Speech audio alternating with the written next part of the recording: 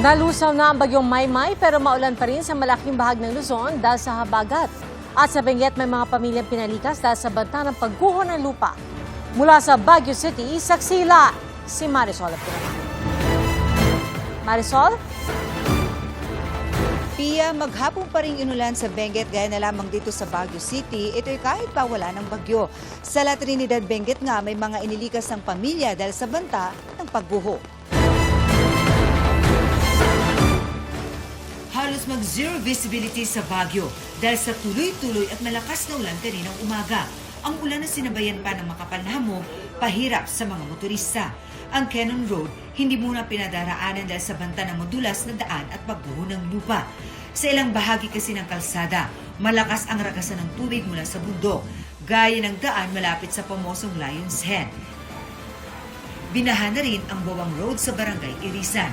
Ayon sa DPWH, dahil ito sa limitadong kapasidad ng kanal na kasalukuyang kinukumpuni. Sa Barangay Fairview, nakaranas ng flash flood bunsod ng malakas na ulan, kaya may mga gumuhong lupa at puno sa isang residential area. May mga gumuho ring bato at lupa nang bumigay ang riprap sa Barangay San Luis kanina madaling araw. Dahil dito, umagos ang tubig papasok sa isang bahay. Nailikas naman ang residenteng senior citizen at kanyang anak. Dahil sa tindi ng ulan, isinara muna ngayong araw ang lahat ng parke sa lungsod kasama ang Burnham Park. Umapila na rin sa mga turista ang OCD Cordillera na kung maaari ay ipagpaliban muna ang pag-akyat sa Baguio dahil sa masamang panahon. So sana po ay pag ganitong panahon at dinidiscourage po namin yung mga tourism activities dito. Lalong-lalo na po yung kung hindi naman po importante ang pagpunta dito ay ipagpaliban na lamang po. Yung iba naman po ay pinopostpone muna, hold in abeyance para po hindi na po maapektuhan yung, yung safety.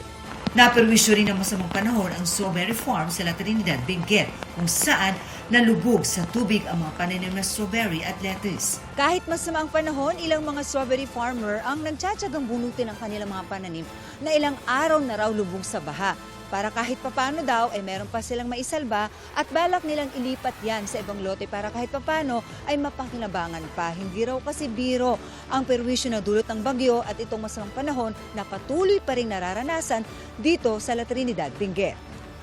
Pero ang ilang pananim na lechugas, tuluyan na nasayang. Eh paano yun? Makaka-harvest pa ba kayo yan? Ay, hindi na po, ma'am. So sira na yan? Oo, sira na. Mga magkano ang nawawala sa inyo pag ganito, ma'am? Malaki, ma'am. Kapag ano. Kasi ilang buwan pa na magtatanim ulit. Sa Barangay Lubas naman, may mga lumikas ng pamilya dahil sa takot ng pasukin na ng tubig at putik ang kanilang mga bahay. Lumikas po kasi ma'am kasi yung sa bahay namin sa taas na flood po. Tsaka na landslide niya sa taas. Naninulbos po ako. Hindi ko na alam ang gagawin ko. Nung pumunta kami dito sa baba, sa ko na lang naisip na kung nandun pa kami tapos biglang lalakas pa yung tubig, hindi ko na alam. Ayon sa pamunuan ng barangay, pinilit nilang lumikas ang ilang mga residente dahil lubhang delikado na malakas ang ulan. Kaya nagpapasalamat sila na nagpaabot ng tulong ang GMA Kapuso Foundation. Yung tubig niya nang galing sa bundok, lumalakas din. Yung putik sa itaas pumupunta sa kanilang, in fact, umabahay at saka sa paligid nila sa delikado. Kaya pinaano ko sila, pinilit ko. May mga naitala ring pagguho ng lupa sa bahagi ng Junction, Talubin, Barlig, Calacad Road sa Barangay Talubin sa Bonto at sa Governor Bado Dangwa National Road kung saan agad na nagsagawa ng clearing operation. Sa Ilocos Sur, may ilang pa ring barangay na walang supply ng kuryente dahil sa panalala sa roon ng Bagyong Maymay. Ayon sa PDRRMO, tatapusin ang power restoration hanggang bukas. Ngayon, ma'am, halos meron na po lahat. So, hindi pa nasa 100% pero nasa 90%. May mga kalsada pa rin sa lalawigan na hindi madaanan dahil sa pag-apo ng mga ilog tulad sa mga bayan ng Quirino at Salcedo. Kung tatanungin niyo po, itong national road natin coming from Manila hanggang sa stretch nito papuntang Ilocos Norte, ito naman ay passable po. Aabot na sa halos 1 milyong piso ang danyo sa agrikultura ng probinsya. Sa Pangasinan, patuloy na minomonitor ang 5 major river system. Sa pinakuling datos ng PDRRMO, above normal level pa rin ang Marusay River sa Calasiao at Cayanga River sa San Fabian. Ganyan na rin ang sitwasyon ng Sinukolan River sa Santa Barbara, Balikagong River sa Mabini at Pantal River sa Dagupan. Kung kinakailangan lumikas ang ating mga kababayan ay gawin na nila. May mga designated evacuation centers naman. Sa ngayon, nasa 52 barangay pa sa lalawigan ang lubog sa baha. Apektado roon ang mahigit 25,000 pamilya. Kabilang sa mga binaha ang barangay Talibao sa Kalasyaw. 5 feet dyan, ma'am. Lubog ako dyan. Ito gagawa kami ng mga balsa, ma'am. Ganyan. Kagaya ng 2 bahay. Dahil naman sa habagat, kaya matindi din ang buhos ng ulan sa ilang bahagi ng Batangas gaya sa Lian. At sa Lubog, kaya isang puno ang nabuwal sa harap ng isang paaralan. Agad na nagsagawa ng clearing operation para maalis ang humambalang na puno. Umapaw naman ang spillway sa pagitan ng Barangay Lumang Bayan at Barangay 6 sa Paluan Occidental, Mindoro. 1 oras na stranded kanina ang mga motorista. Nagmistulang lawa rin ang ilang lugar sa bayan dahil sa baha. Malalakas na hampas ng alon naman ang naranasan sa dalampasigan ng Bulan Sorsogon. Hindi nakaligtas sa alon ang isa sa mga bangkang nakaangkla na pinasok ng tubig gaya lumubog. Sa ngayon, hindi pa rin maiahon ang bangka dahil sa laki ng mga alon. Wala namang nasaktan sa insidente. Pia, kung ikukumpara naman kanina, no, mas maganda-ganda na ang panahon kahit papano sa ngayon dahil ambon na lang ang ating nararanasan. And we're hoping it would remain that way. Although, mahigpit pa rin ang pagbabantay talaga ng mga otoridad dito at sa La Trinidad, lalo na ang mga landslide-prone area. At live mula rito sa Baguio City, ako si Marisol Abduraman, ang inyong saksi.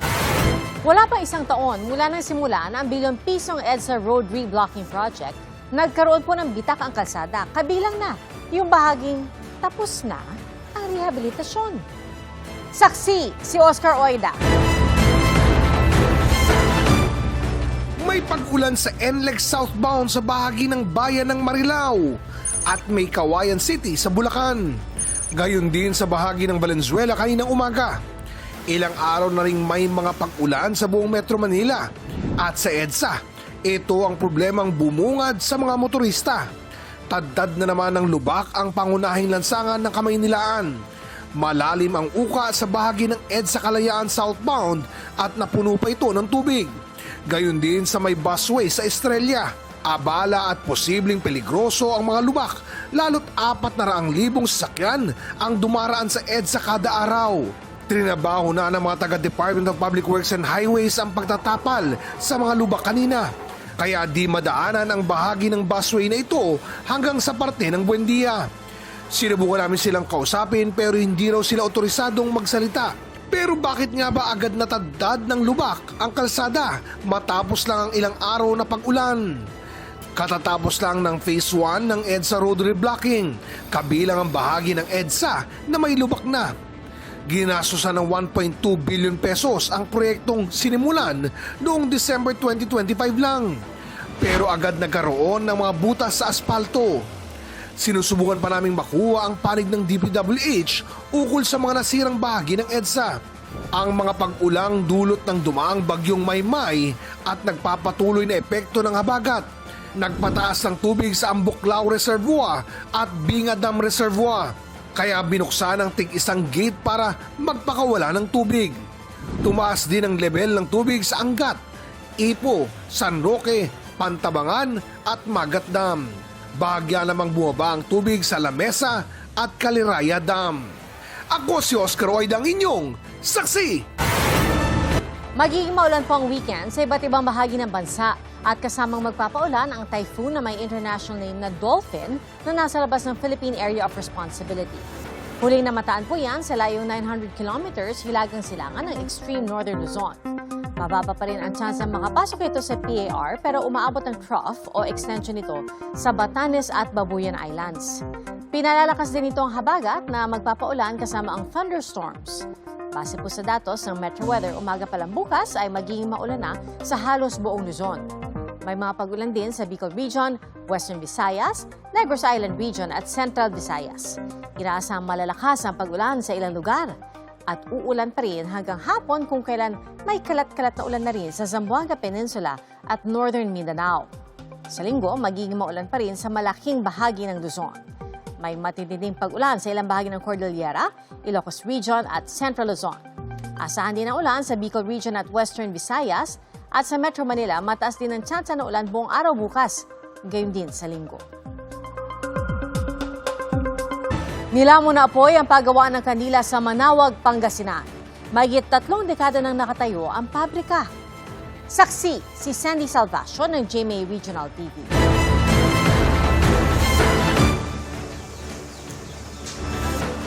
Naglalagablab na apoy ang lumamon sa 2 palapag na gusaling ito na paggawaan ng kandila sa Barangay Pao, Manawag, Pangasinan pasado alas 2 ng madaling araw kanina. Sabi ko brown out. Kung nakarinig ako ng salita ni Kagawad, yun na, bumangon na kami, nakita na namin na malaki na. Kaya umalis na kami sa bahay. Rumesponde agad ang mga bombero at iba pang emergency responders sa bayan. Humingi ng dagdag na firefighting units mula sa mga mahigit 10 bayan. Nagpasaklolo rin sa iba pang fire volunteers.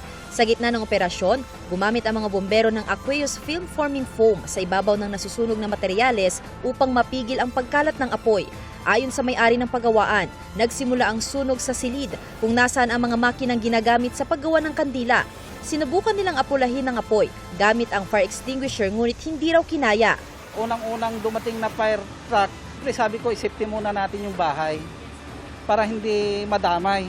Dahil kasi ito apoy na. At least nandiyan na yan. Wala na tayong magagawa. Pag umatake sila dun sa pag-apuna ng sunog, talagang mas lalong malagablab yung apoy. Kaya nagbigay tayo ng instruction na daan-daan muna sila kasi itong mga structures. Actually, nagpunapos na itong mga bilis. Mahigit 3 dekada na raw ang paggawaan. Lahat ng compliance talagang sinunod po namin. Lalo na yung Bureau of Fire Protection, both side, dito sa side namin, lahat. Talagang kinumpaun ko ito, firewall lahat para in case man kung silang makakasunog, hindi kami masusunog. Kung kami naman masusunog, hindi naman sila masusunog. Nakatulong ang firewall ng gusali kaya't hindi kumalat sa mga kalapit na bahay ang sunog. Nakatulong din sa pag-apula ng apoy ang pag-ulan kanina. Inaalam pa ang lawak ng pinsala sa paggawaan at magkano ang danyo sa insidente. Walang naiulat na nasugatan sa sunog. Idineklarang fire out ang sunog matapos ang halos 9 na oras. Ako si Sandy Salvacion ng GMA Regional TV, ang inyong saksi.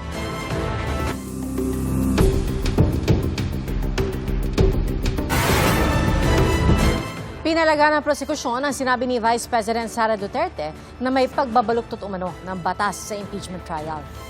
Saksi si Tina Panganiban Perez.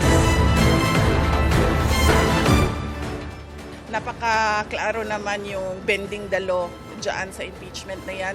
Ang batikos na ito ni Vice President Sara Duterte sa kanyang sariling impeachment trial na may binabaluktot daw na batas, pinalaga ng prosekusyon. This sweeping accusation necessarily casts doubts on the integrity of this constitutional process, no? And it also not just the process itself, but the impeachment court. So we think this is uncalled for. Nakakabahala raw ito, pero ipinauubaya na ng prosekusyon sa impeachment court ang anumang hakbang laban sa mga pahayag ng bise. Maaari po yung contempt, maaari din po just generally address siya during the proceedings of the next trial date. We will leave it to the judicious discretion of the presiding officer on how would he appreciate this if it constitutes an attack on the integrity of the constitutional process and the constitutional institution of the impeachment court. I guess we'll leave it at that, but it's very troubling. Sa pagbatikos din daw ni Duterte, napapaisip ang prosekusyon kung nirerespeto ba ng bise ang proseso. Kung at every turn ay may naririnig tayong pag-undermine ng process na yon sa nakasalang sa mismong paglilitis, that puts into question kung gaano po ba nirerespeto ng public official na yun, si VP Sara here, yung proseso na ito, yung authority ng lahat ng mga nakasalang dito, at syempre, at the end of the day, yung mamamayan. Inihinga namin ang tugon dito si Vice President Duterte. Ang pagsita naman sa Senator Judges ni Palace Press Officer Undersecretary Claire Castro na halos nag-aabogado na raw ang ilan sa kanila para sa bise, bunsod ng kanilang pagtatanog sa paglilitis. Marami po kasing lumalabas sa impeachment na nag-aaktong mga lawyer na hindi dapat, dahil dapat maging impartial, manatiling walang bias ang mga senator judges. Sinagot ito ni Senator Judge Robin Padilla. Anya, bilang senator judges, hindi raw sila nakikipagdebate sa testigo at hindi rin naman daw ito papel ng isang judge. Nagtatanong lamang daw ang isang judge upang malinawan at para malaman ang katotohanan. Patuloy naming hinihinga ng komento ang Senate Impeachment Court. Sabi naman ng prosekusyon, hindi sila nababahala sa obserbasyon ni Castro. Even when Attorney Claire is saying na bias ang ibang senator judges, no, I think mag-focus tayo dun sa ating testigo. That regardless of the nature of the questions, kahit sang anggulo mo siya tanungin, very consistent ang testigo sa kanyang isinasagot. Tina Panganiban Perez, ang inyong saksi. Itinanggi ni dating Speaker Martin Romualdez ang akusasyon ni Ombudsman Jesus Crispin Remulla na siya raw ay may pakana ng pagbaliktad ng 4 sa nagpakilalang dating bodyguard ni Saldico. 10 sa tinaguriang Maleta Boys ang inaresto dahil sa kasong perjury. Saksi, si Marie Zumali. 10 sa 18 dati umanong bodyguard ni Zaldico na tinaguriang Maleta Boys ang nakadetain ngayon sa Las Piñas City Jail. Hindi raw kasi nila nakumpleto ang requirements para sa pagpapiyansa. Habang may 3 namang nakapagpiyansa, naglabas ng arrest warrant ang Las Piñas RTC dahil sa kasong perjury na inihain laban sa kanila. Hanggang ngayon, hinihintay ko pa yung certificate of detention. Pero ngayon, for signature na daw. So hinihintay ko lang para maidala ko yung mga dokumento sa night duty court sa Makati. Dito sa Las Piñas, 8:30 pa lang ng umaga. Inabot kami ng alas 5. Sinaraduhan pa kami ng korte. Isa sa mga inaresto si George Villalon. Humarap siya sa amin kanina kasama ang abogado nilang si Attorney Levy Baligod kasunod ng pagbaligtad ng 4 nilang kasamahan. Itinanggi ni na Baligod at Villalon na pinangakuan ng pera ang mga tinaguriang Maleta Boys kapalit ng pagpirma ng affidavit kung saan inaakusahan ng ilang personalidad na tumanggap ng pera. Well, yung sinasabi nilang prinomesahan sila para hindi na sila kailangan magtrabaho for the next 2 years is an exaggeration, no? What I actually told everybody, not only the 4, but to the whole 18 plus 7 and plus 10, no?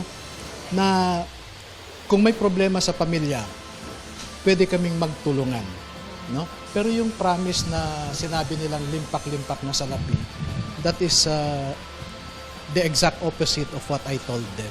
Ayon kay Villalon, malaking pera umano ang inalok para sa pagbaligtad ng kanyang mga kasamahan. Sasabi ko lang sa kasama ko, sana naisipan nyo mabuti yung sinasabi nyo, nagpadala ka sa pera. Siya man daw ay inalok din, pero di raw siya kumagat. Magkano? Yun po, 20 to 25 million po. Per person? Yes po, ma'am. Pero walang sasama na doon sa 14? Wala po. Kasama sa binawing aligasyon ng 4 ang paghahatid umano ng mali-maletang pera kina Pangulong Bongbong Marcos, dating House Speaker Martin Romualdez at iba pa kaugnay ng flood control scam. Sa bagong sinumpaang salaysay ng mga nag-recant ng testimonya, nagsimula raw ang operasyon para mang-blackmail at mangikil. Ang pinagmulan po nito ay ako'y sinama sa 18 Marines at istorya ng mga basura para sa isang blackmail scam laban sa ilang mga kilalang politiko para palabasin na tumanggap sila ng iba't ibang halaga ng pera galing kay Congressman Elizalde. Pero habang tumatagal, nagpalit-palit na raw ang mga taong nababanggit. Pinangakuan kami ni Atty. Baligod ng malalaking halaga pag naging matagumpay ang scam na ito.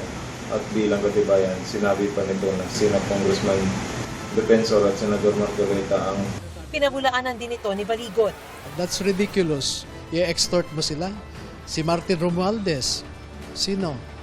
Mga senador, mga congressmen? That's very far from truth. Medyo exaggerated na yan.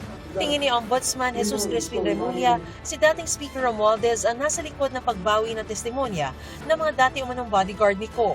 Gusto raw ni Romualdez pahinain ang kasong binubuo laban sa kanya. The camp of former Speaker Romualdez, his lawyers, his strategists, his advisors, saka na natin sabihin yung mga ibang pangalan. Mga they're chipping away the... Oh, they're trying to do it, yeah. They're trying to do it. They're desperate. Siyempre! Sino pa? Sino pa ba ibang makikinabang sa pag nag-recant yan? Tatlo sa humarap sa GMA News ang pumirma ng affidavit sa Office of the Ombudsman na ginagamit ngayon sa investigasyon kay Romualdez at iba pa. Pero kahit umatras daw ang mga ito, sabi ni Ombudsman Remulla, gagamitin pa rin nila ang kanilang mga testimonya. Hindi anya porke binawi ay hindi na totoo ang mga sinabi nila. It doesn't weaken or strengthen, but of course, it just points out to the fact that there are people working on his behalf to obstruct the ends of justice. Ang recantation is frowned upon by the courts.